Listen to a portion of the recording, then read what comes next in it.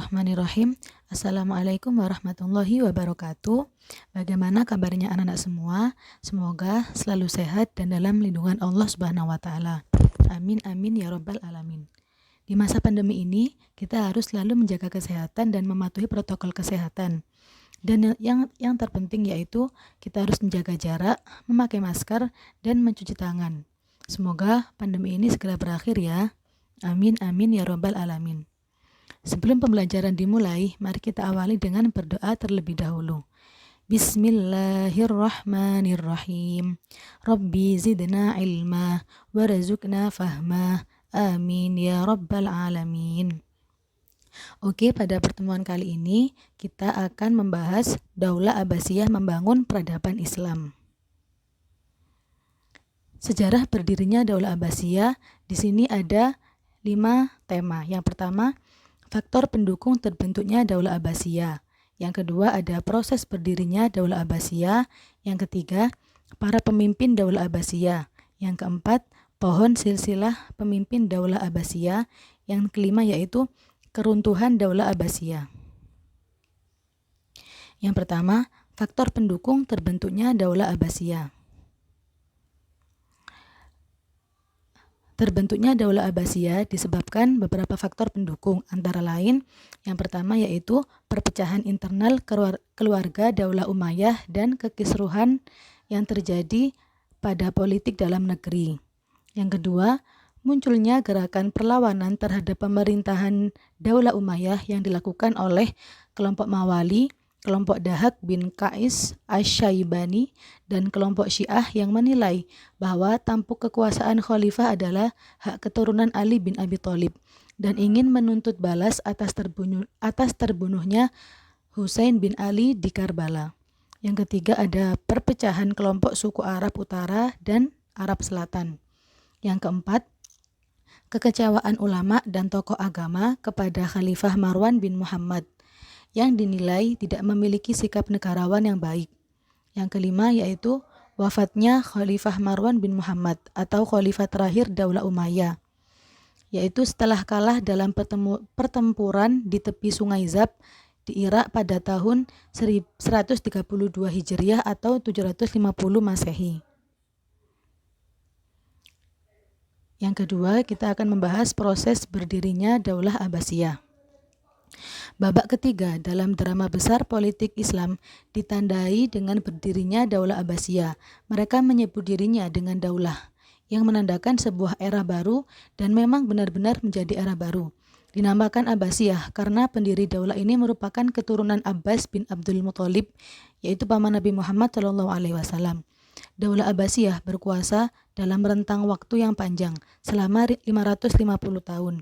Yaitu dimulai sejak 750 sampai 1258 Masehi, yang berpusat di kota Baghdad, Irak sebagai ibu kota. Wilayah kekuasaannya meliputi Asia Barat, Asia Selatan, Afrika Utara hingga Eropa. Lembar sejarah dari proses berdirinya Daulah Abbasiyah tidak terlepas dari sosok keluarga Bani Abbas, yaitu yang bernama Ali bin Abdullah.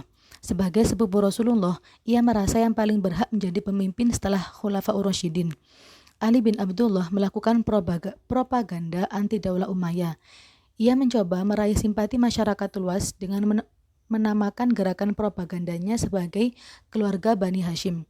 Tetapi sebelum usahanya itu terwujud, Ali bin Abdullah wafat di tahun 124 Hijriah. Ambisi Ali bin Abdullah selanjutnya dilanjutkan oleh putranya yaitu Muhammad bin Ali.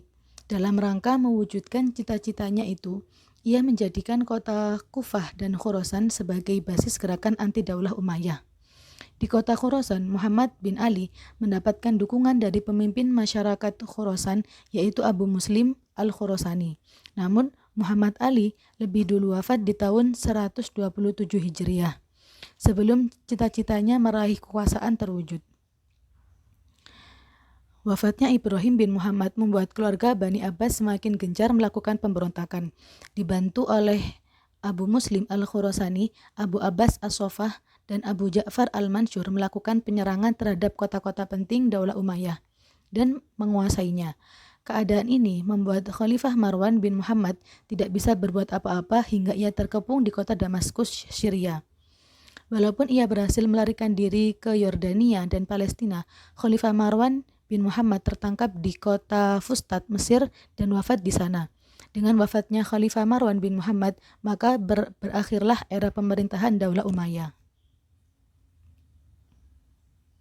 Para pemimpin Daulah Abbasiyah. Daulah Abbasiyah berkuasa selama 5,5 abad, yaitu mulai dari 132 sampai 656 Hijriah atau 750 sampai 1258 Masehi. Dalam masa kekuasaannya tersebut, ada 37 khalifah yang pernah memimpin. Mereka telah banyak mengukir prestasi dalam berbagai bidang, seperti kemajuan di bidang administrasi pemerintahan, kemajuan bidang ilmu pengetahuan, kemajuan bidang politik, kemajuan bidang militer, kemajuan bidang ekonomi, arsitektur, dan sebagainya. Tokoh penting dalam proses berdirinya Daulah Abbasiyah yaitu yang pertama Ali bin Abdullah, wafat pada tahun 124 Hijriah. Yang kedua Muhammad bin Ali, wafat pada tahun 127 Hijriah. Kemudian ada Ibrahim bin Muhammad, wafat pada tahun 128 Hijriah. Ada Abul Abbas As-Soffah, yaitu khalifah pertama. Dan ada Abu Ja'far Al-Mansur, yang dalam perjalanan sejarah kelak menjadi khalifah kedua. Di sini ada pohon silsilah pemimpin Daulah Abbasiyah, mulai dari Abdul Muthalib, lanjut sampai ada yang terakhir Al-Mutawakkil 3.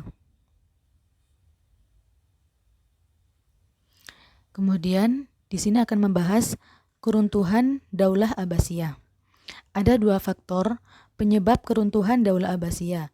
Ada faktor internal dan juga ada faktor eksternal.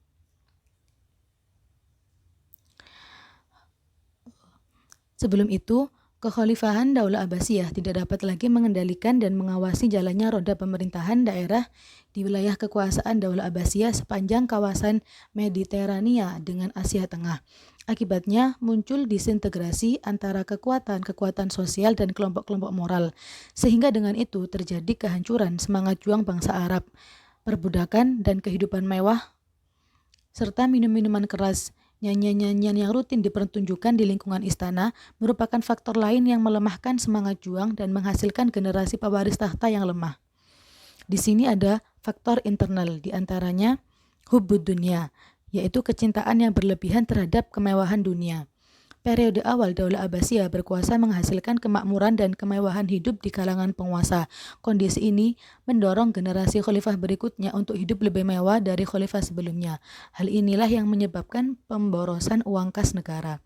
Yang kedua ada konflik keluarga Daulah Abbasiyah yang berujung pada perebutan kekuasaan.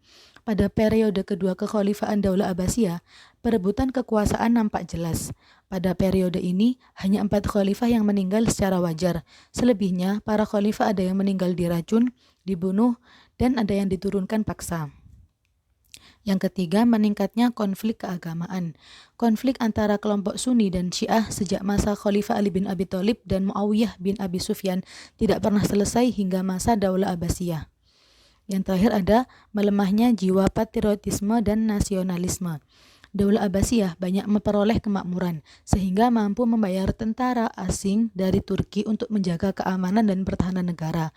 Persoalan ini memicu merosotnya jiwa patriotisme dan nasionalisme rakyat Daulah Abbasiyah. Di sini akan membahas faktor eksternal. Yang pertama ada banyaknya muncul pemberontakan. Setelah periode kedua, kekhalifahan Daulah Abbasiyah tidak sekuat para pendahulunya. Kebijakan pemerintahan yang tidak berpihak kepada rakyat dan juga tingginya pajak yang dibebankan kepada rakyat mengakibatkan banyak daerah-daerah yang memberontak dan memisahkan diri dari pemerintahan pusat Daulah Abbasiyah. Yang kedua, dominasi bangsa Turki dan bangsa Persia. Bangsa Turki dan bangsa Persia atau Bani Buwaihi banyak menguasai pemerintahan dan mempengaruhi kebijakan khalifah. Segala persoalan terkait jalannya roda pemerintahan dikendalikan oleh bangsa Turki dan bangsa Persia, sehingga kedudukan khalifah Daulah Abbasiyah benar-benar hanya sebatas pemerintahan boneka saja. bingkai khazanah. Daulah Abbasiyah menerapkan sistem pemerintahan monarki, di mana khalifah dipilih berdasarkan garis keturunan dan rakyat harus tunduk menerimanya. Sedangkan di Indonesia menerapkan demokrasi Pancasila, di mana presiden dipilih oleh rakyat melalui pemilihan umum atau pemilu. Di sini menggambarkan tahun 750 Masehi, Muhammad bin Ali mengajak masyarakat untuk mendukung gerakannya. Ajakan ini mengatasnamakan keluarga Nabi Muhammad SAW. Di sini Abu Muslim Al-Khurasani, yaitu seorang tokoh penting yang berhasil meramu gerakan sehingga masyarakat mendukung gerakannya untuk menggulingkan Daulah Umayyah. Di sini ada sketsa dalam masa konflik itu ada salah seorang keturunan Daulah Umayyah yaitu Abdurrahman bin Muawiyah bin Hisham bin Abdul Malik atau yang lebih dikenal dengan Abdurrahman Ad-Dakhil. Ia berhasil pergi ke Andalusia dan membangun imperium kekuasaan Daulah Umayyah kedua. Di sini ada gambar ilustrasi Harun ar-Rasyid. Next, ada ilustrasi khutbah terakhir dari Umar bin Abdul Aziz.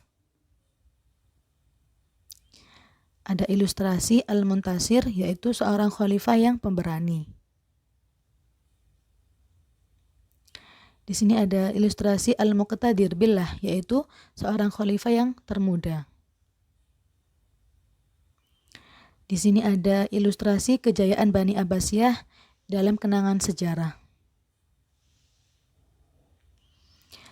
Bani Abbasiyah disebut dengan The Golden Age of Islam.